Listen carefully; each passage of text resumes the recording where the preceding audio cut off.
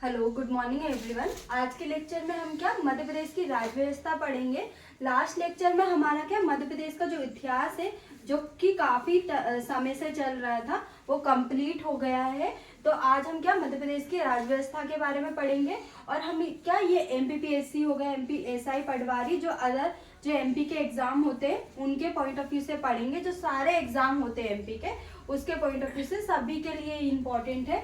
और ये हम प्री और मेंस के पॉइंट ऑफ व्यू दोनों से देखेंगे। प्री का भी देखेंगे फैक्चुअल चीजें, और मेंस की कॉन्सेप्ट या हम जो उसके आंसर है उसके अकॉर्डिंग भी देखेंगे। सबसे पहले हम क्या देखेंगे, जो एमपीपीएससी का जो प्री का सिलेबस है उसको हम देख लेते हैं। क्योंकि अगर हम मध्य प्रदेश की राज्य व्यवस्था पढ़ रहे हैं तो उसमें हम क्या क्या पढ़ना है हमको, ये हम एक बार देख लेते हैं। तो सबसे पहले हमको किसको पढ़ना है, राज्यपाल को देखना है ना। जैसे केंद्र में क्या होता है, राष्ट्रपति होता है, उसी प्रकार राज्य में क्या होता है, राज्यपाल होता है ना।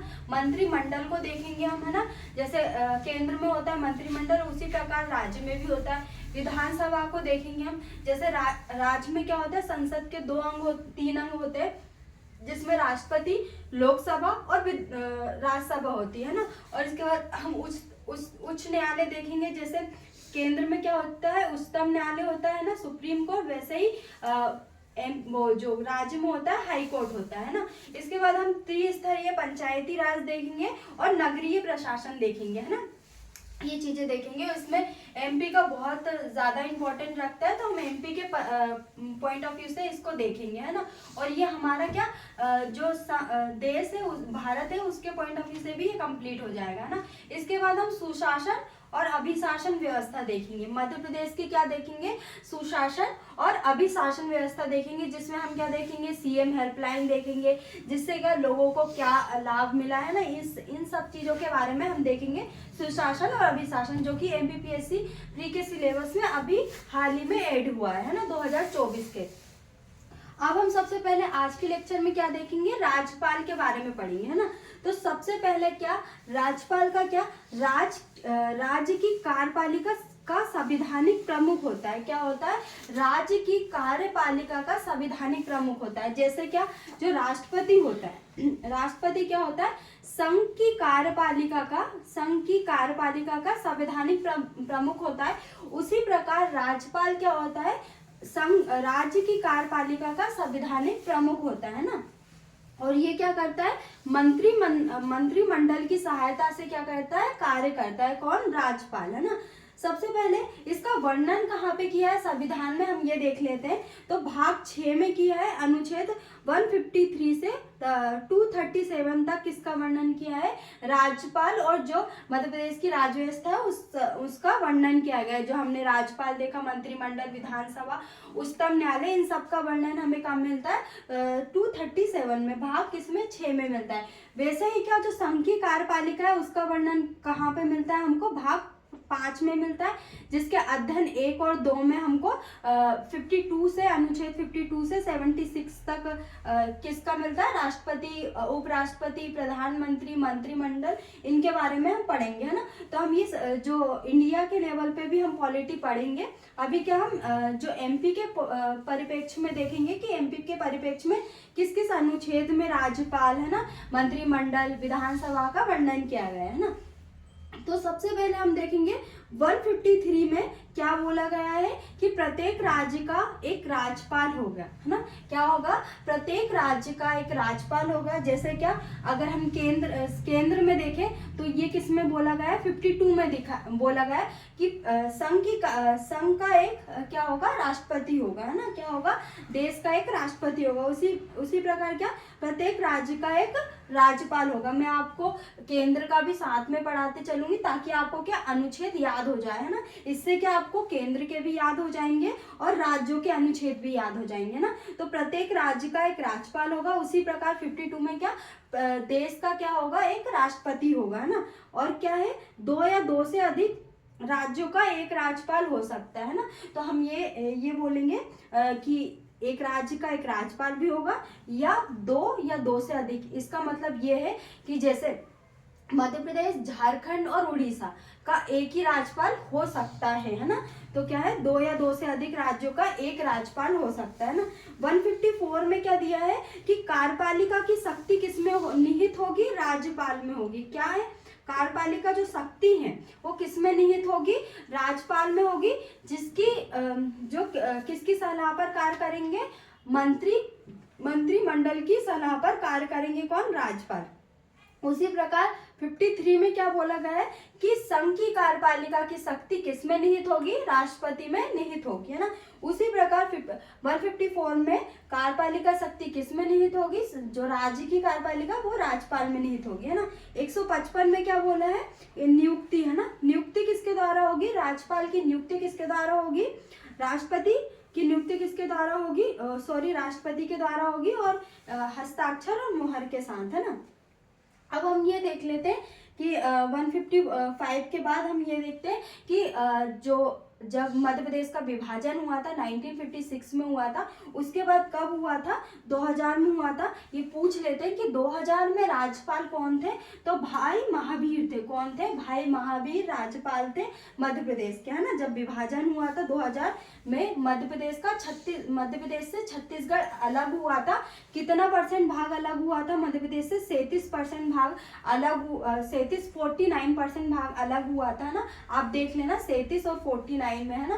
तो 49% भाग कहाँ पे चला गया था, छत्तीसगढ़ में, है ना। अगर वर्तमान की बात करें तो वर्तमान में कौन है, मंगू भाई छगन भाई पटेल। कौन है, मंगू भाई छगन भाई पटेल अभी वर्तमान में MP के राज्यपाल है। और अगर प्रथम महिला का विशेषकर पूछ ले तो सरला ग्रेवाल। कौन है, सरला ग्रेवाल थी।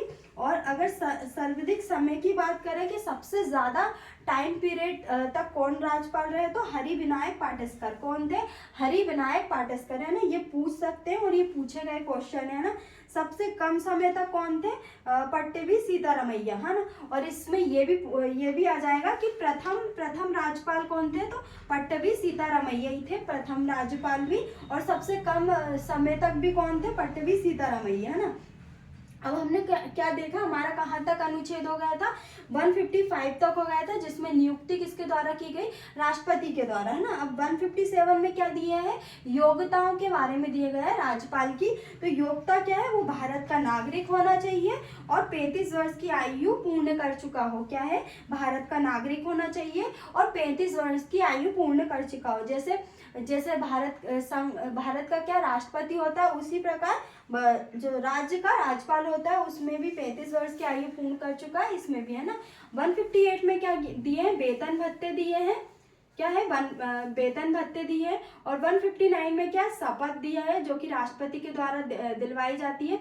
और 160 में क्या, आकस्मिक स्थिति में जैसे राज्यपाल की मृत्यु हो जाती है तो राष्ट्रपति के द्वारा कार्यवाहक राज्यपाल की नियुक्ति की जाती है। जैसे अभी हाल ही में मध्य प्रदेश में क्या, आनंदीबेन पटेल को नियुक्त किया था, क्या, कार्यवाहक राज्यपाल के रूप में, है ना।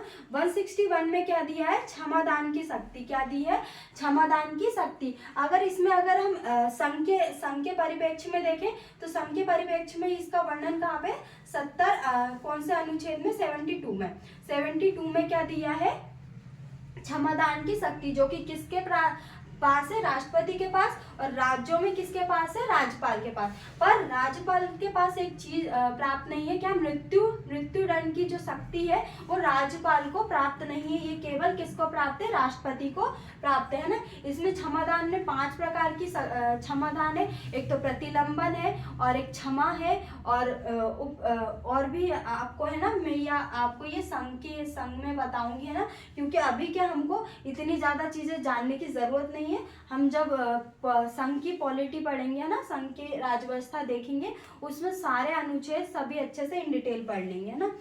163 में क्या, सहायता व सलाह के लिए क्या करेंगे, सहायता और सलाह कौन देगा, मुख्यमंत्री के नेतृत्व में मंत्रिपरिषद देगी। किसको? राज्यपाल को। कौन देगी? सहायता और सलाह कौन देगी? मुख्यमंत्री के नेतृत्व में मंत्रिपरिषद देगी, है ना।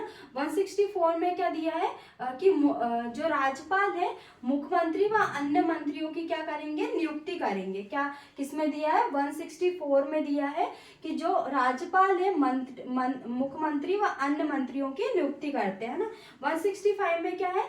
जो राज्यपाल है वो महाधिवक्ता की नियुक्ति करता है। जैसे अगर हम संघ में देखें तो संघ में क्या होता है? महान्यायवादी होता है और ये देश का प्रथम विधि अधिकारी होता है। क्या है?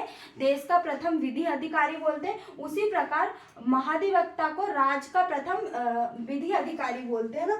इसमें अगर संघ का न्यायवादी का वर्णन किस अनुच्छेद में किया है? तो 76 में किया। और इसकी नियुक्ति कौन करता है? राष्ट्रपति करता है। उसी प्रकार महाधिवक्ता की नियुक्ति कौन करता है? जो राज्य का प्रथम विधि अधिकारी होता है उसकी नियुक्ति कौन करते हैं? राज्यपाल के द्वारा इनकी नियुक्ति की जाती है ना। 166 में क्या है?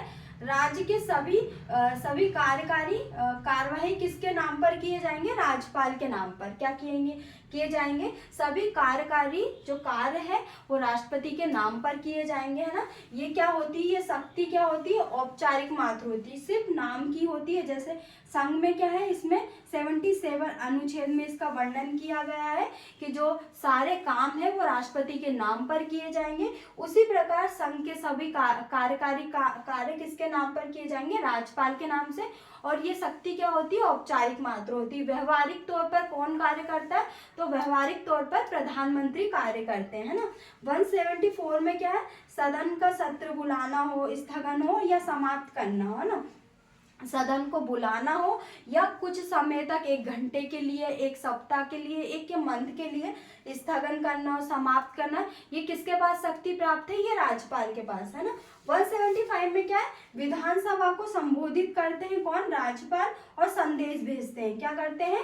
विधानसभा को क्या संबोधित करते हैं। इसमें क्या आ जाएगा आपका कि जो राज्यपाल है, जब विधानसभा का प्रथम सत्र होता है उसको कौन संबोधित करता है? राज्यपाल। और प्रत्येक वर्ष का प्रथम जो सभा होती है उसको कौन संबोधित करता है? राज्यपाल, है ना। 176 में सदन को विशेष संबोधन देना, है ना। अगर राज्यपाल को लगता है कि हमें विशेष संबोधन देना है तो क्या एक विशेष संबोधन होता है किसका? सदन में, है ना। इसके बाद 200 में क्या दिया है? विधेयक के संबंध में, है ना। तो राज्यपाल को विधेयक के संबंध में, जैसे अगर हम देखें संघ में तो 111 में क्या वीटो शक्ति प्राप्त है ना। जैसे क्या राष्ट्रपति जो विधेयक के संबंध में या तो अनुमति दे सकता है या अनुमति रोक सकता है या पुनर्विचार के लिए लौटा सकता है। उसी प्रकार राज्यपाल को भी क्या विधेयक के संबंध में 3 शक्ति प्राप्त है, या तो वो विधेयक को अनुमति दे सकता है या अस्वीकार कर सकता है या पुनर्विचार के लिए लौटा सकता है ना। इसके बाद 201 अनुच्छेद में क्या दिया है? राष्ट्रपति के संबंध में या तो क्या कर सकता है, जो राज्यपाल क्या कर सकते हैं, राष्ट्रपति को विधेयक को सौंप सकते हैं। तो राष्ट्रपति क्या कर सकते हैं, जैसे अगर राज्यपाल पुनः किसी भी विधेयक को पुनः विचार के लिए लौट आते हैं और दोबारा सदन उनको पुनः विचार करके लौटाते हैं तो क्या होते हैं, राज्यपाल क्या बाध्यकारी हो जाते हैं कि उनको जो विधेयक पर अनुमति देनी पड़ती है। उसी प्रकार क्या राष्ट्रपति के संबंध में क्या होता है, जैसे राज्यपाल ने किसी भी विधेयक को राष्ट्रपति को सौंपा है तो राष्ट्रपति के पास 3 ऑप्शन होंगे, अनुमति देंगे, अनुमति नहीं देंगे और पुनर्विचार के लिए लौटाएंगे। इसमें क्या होगा, अगर राष्ट्रपति ने पुनर्विचार के लिए लौटाया और पुनर्विचार करके फिर विधानसभा ने पुनः राष्ट्रपति को पुनर्विचार करके लौटाया तो राष्ट्रपति के लिए ये बाध्यकारी नहीं होगा कि वो विधेयक को अनुमति दे। जैसे क्या राज्यपाल के लिए ये बाध्यकारी होगा कि वो अनुमति दे, पर राष्ट्रपति के लिए ये बाध्यकारी नहीं होगा कि वो अनुमति दे, पर धन विधेयक के संबंध में वो अनुमति देने के लिए बाध्यकारी होंगे, है ना राष्ट्रपति। उसके बाद 202 में क्या दिया है, बजट के बारे में। संविधान में बजट का कोई उल्लेख नहीं है। इसमें क्या बोला है, अनुमानित प्राप्तियां व व्यय का वितरण दिया है। क्या दिया है संविधान में, अनुमानित प्राप्तियां या व्यय का वितरण। ये हम आम भाषा के लिए बजट का प्रयोग करते हैं, बाकी संविधान में बजट का कोई उल्लेख नहीं है है ना। 203 में क्या, किसी भी अनुदान की मांग राष्ट्रपति की अनुमति से ही की जाएगी, अन्यथा नहीं की जाएगी, है ना। ये अगर संघ के परिप्रेक्ष्य में देखें तो 113 में इसका वर्णन है। और 205 में क्या है, अनुमानित प्राप्तियां सदन के पास रखवाना, ये किसकी जिम्मेदारी होगी, राज्यपाल की जिम्मेदारी होगी, है ना। और 203 में अध्यादेश जारी करना, है ना, ये अध्यादेश जारी करने की शक्ति किसके पास, राज्यपाल के पास। उसी प्रकार अगर संघ में देखें तो 123 अनुच्छेद में इसका वर्णन किया गया है। और 217 में क्या, 217 में सुप्रीम जो हमारा हाई कोर्ट है, हाई कोर्ट में क्या नियुक्ति के संबंध में क्या राष्ट्रपति को क्या देना, परामर्श देना। 217 अनुच्छेद में नियुक्ति के संबंध में राष्ट्रपति को परामर्श देना। तो हमने क्या आज ये जो अनुच्छेद है और जो प्रथम है और वर्तमान में महिला है प्रथम, ये सारी चीजें देख ली। नेक्स्ट लेक्चर में हम राज्यपाल के बारे में ही पढ़ेंगे इन डिटेल कि कौन कौन था। Thank you.